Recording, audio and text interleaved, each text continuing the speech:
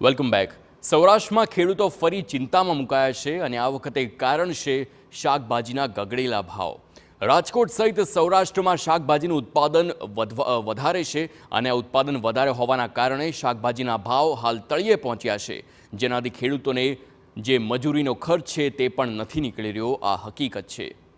રાજ્યમાં ઠંડી વધતા શાકભાજીના ઉત્પાદનમાં ધરખમ વધારો જોવા મળ્યો છે, જેની સીધી અસર ખેડૂતોની આવક પર થઈ છે. એક સમયે 120 થી 160 રૂપિયા કિલો વેચાતા ટામેટા હાલ 5 થી 7 રૂપિયે વેચાઈ રહ્યા છે, તો મરચા 10 રૂપિયા કિલો અને અન્ય શાકભાજી માત્ર 10 થી 15 રૂપિયા કિલો મળી રહ્યા છે. પાણીના ભાવે વેચાતા શાકભાજીની મહેનત પણ પાણીમાં ગઈ હોય તેવો ઘાટ સર્જાયો છે. ટમેટો 70 કેરેટ ભાવ અત્યારે 7 રૂપિયા 8 રૂપિયા. હા, અત્યારે પછી એમાં એવું છે કે અત્યારે 7-8 રૂપિયામાં મજૂરી નથી નીકળતી. અમારે મજૂરી શું કરવી? અમારા ગાંઠના માથે પડે છે. ચોટીલા લઈ ગયા તો ચોટીલા પાછા આવ્યા રાજકોટ આવ્યા. બસ અમારે બીજું કાંઈ નહીં. આ તો જો વેસાય જાય તો સારું, ન વેસાય તો અમારે પાછા નાખી જ જવાનું. ખેડૂ મરી જાય. ભાડું કેરેટે થાય 30 રૂપિયા. કાંઈ જ મળ્યું નહીં. ટમેટા પીડ્યા છે 3 રૂપિયા વેસાય તોય વેસાણા નથી પીડ્યા. 10-15 રૂપિયા તો ઓછામાં ઓછી બજાર 10-12 રૂપિયા તો હોવી જ જોઈએ એમ, તો જ ખેડૂતને કાંઈક દાડી જોગું નીકળે ને, બાકી તો આમાં દાડી જોગું નહીં નીકળે. એક તરફ સરકારે ખાતરના ભાવમાં વધારો કર્યો છે અને બીજી તરફ શાકભાજીના ભાવ તળિયે પહોંચી ગયા છે, જેના કારણે ખેડૂતો પોતાની નારાજગી વ્યક્ત કરી રહ્યા છે. બેવડી આવકની વાતો વચ્ચે ખેડૂતો બેવડા વળી ગયા હોવાનું પણ જણાવી રહ્યા છે. ભાવ ક્યાં આસમાને પોગાડ્યા, વધારો કર્યો, ઘટાડાની વાત નથી કરી સરકારે. હવે એમાં 250 રૂપિયાનો વધારો આવ્યો. ખેડૂતને તો હવે પૂરી હાલત થઈ ગઈ. જે 1470ની ઠેલી હતી હવે એ પહોંચી 1720નો ભાવ થઈ છે. નવો ભાવ પ્રિન્ટ તો બહાર પડી ગઈ અટાણથી. એટલે ખેડૂતને તો ફરજિયાત લેવાના. સરકાર એમ કહેતી બમણી આવક કરી દેવી ખેડૂત માટે. બમણી નથી, ખેડૂત બેવડા ભરવાના. તો બીજી તરફ માર્કેટ યાર્ડમાં પણ શાકભાજીનો ભરાવો થયો છે.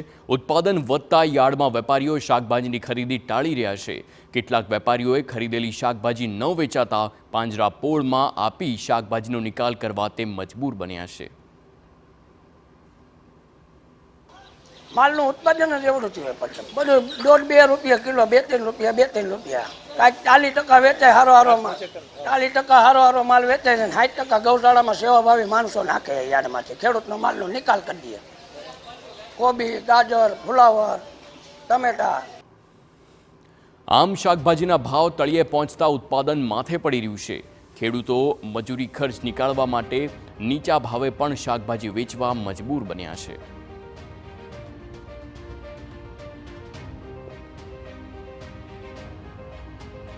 તો હાલ જે પ્રમાણે શાકભાજીનો હોલસેલ ભાવ છે આપ જોઈ શકો છો. ટામેટા પહેલાંનો તેનો ભાવ 8 રૂપિયા હતો, હવે હાલનો હોલસેલનો ભાવ 2 રૂપિયા થઈ ગયો છે, એટલે કે સીધો 6 રૂપિયાનો ઘટાડો. કોબીજ પહેલાં હોલસેલમાં 8 રૂપિયા કિલો વેચાતું હતું, તેનો પણ ભાવ 2 રૂપિયા છે. વાલોર 15 રૂપિયા કિલો વેચાતી હતી, જેનો ભાવ હાલ 4 થી 6 રૂપિયે પ્રતિ કિલો થઈ ગયો છે. જ્યારે દૂધીની વાત કરીએ તો દૂધી પણ 10 રૂપિયા કિલો વેચાતી અને હવે તેનો ભાવ 6 થી 8 રૂપિયા કિલો હોલસેલનો ભાવ છે. તુવેરની વાત કરો, 20 રૂપિયા કિલો હતી અગાઉ, જે હાલ 15 રૂપિયા છે, 5 રૂપિયાનો ઘટાડો. બીટ 5 રૂપિયા કિલો હતું, જે હાલ 7 રૂપિયા કિલો થયું છે, તેના ભાવમાં 2 રૂપિયાનો વધારો થયો છે. ગાજર હોય તો તે 33 રૂપિયા પ્રતિ કિલો પહેલાં હતું, જે હાલ 30 થી 40 રૂપિયા કિલો વેચાઈ રહ્યા છે. મરચા 22 રૂપિયા કિલો, જેનો ભાવ હાલ 20 થી 30 રૂપિયા છે. આ તમામ સિઝનલ છે, એટલા માટે જ હાલ ભાવમાં ચોક્કસથી થોડો ઘણો વધારો જોવા મળી રહ્યો છે, પરંતુ હાલ અન્ય શાકભાજીની વાત કરો તો ત્યાં ઘટાડા જોવા મળ્યા છે.